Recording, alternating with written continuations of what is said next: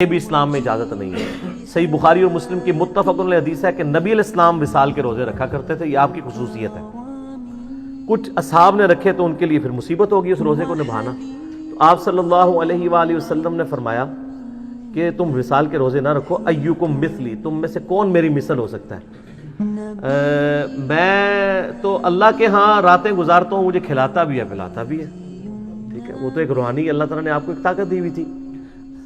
اچھا، اس وقت کسی نے یہ آیت نہیں پڑھی قل انما انا بشر مثلکم، پوائنٹ ٹو بی نوٹڈ۔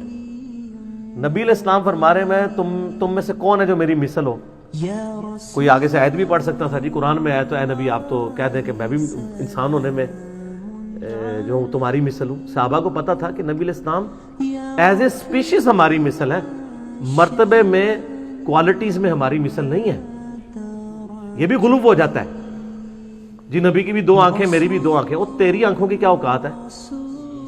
توحید کی آڑ میں توہین رسالت کرتے ہو، اور تیری آنکھیں تو سامنے بھی صحیح نہیں دیکھتی، تیری آنکھوں نے تو بخاری مسلم میں اہل بیت کی محبت کی حدیثیں نہیں دیکھی ہیں، پڑھ پڑھا کے بھی تجھے کچھ نہیں پتا چلا۔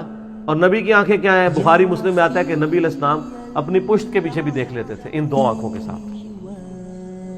ہمیں تو 180 ڈگری بھی بڑی مشکل سے نظر آتا ہے، نبی علیہ السلام کو 360 ڈگری بھی نظر آتا تھا۔ بخاری مسلم میں آتا ہے آپ نماز پڑھ رہے تھے، آپ صلی اللہ علیہ وسلم نے یوں ہاتھ بلند کیا اور پھر نیچے کیا۔ صحابہ نے کہا یا رسول اللہ آپ نے نماز میں کیا کیا؟ آپ فرمایا میں نے نماز کے دوران جنت دیکھی، اور جنت میں میں نے ایک درخت میں انگوروں کا گوشہ دیکھا، ارادہ کیا اسے توڑ لوں،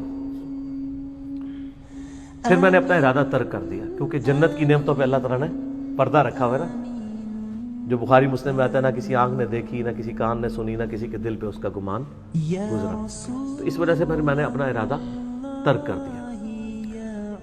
تو یعنی نبی علیہ السلام کا ہاتھ بھی کہاں تک پہنچتا، آنکھیں بھی کہاں تک پہنچتی؟ تو نبی کی دو آنکھیں اور میری دو آنکھوں میں بڑا فرق ہے، نبی کے دو ہاتھوں اور میرے دو ہاتھوں میں بڑا فرق ہے۔ بخاری مسلم کی حدیث ہے، سیدہ عائشہ کہتی ہیں نبی علیہ السلام نے وضو کیا، تہجد کے نوافل پڑھے، سو گئے، حتیٰ کہ میں نے آپ کے خراٹوں کی آواز بھی سنی، پھر آپ اٹھے اور پھر آپ علیہ السلام نے سنتیں پڑھی اور نماز پڑھانے کے لیے چلے گئے۔ میں نے کہا یا رسول اللہ وضو نہیں کیا آپ نے؟ آپ فرمایا ہم انبیاء کی آنکھیں سوتی ہیں، دل جاگتا رہتا ہے، میرا آپ کا اور بڑے سے بڑے صحابی کا، بڑے سے بڑے بزرگ کا وضو ٹوٹ جاتا ہے سوتے ہی، نبی کا نہیں ٹوٹتا۔ تو سر نبی کے معاملات تو بالکل ڈیفرنٹ ہیں۔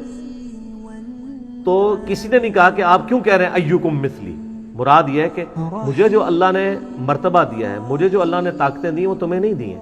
تو نبی علیہ السلام نے یوم وصال سے منع کر دیا کہ آپ اکٹھے 3-4 روزے رکھیں، یہ نبی علیہ السلام کی خصوصیت ہے۔ ہمارے لیے یہی ہے کہ ہم نے روزہ کھولنا ہے۔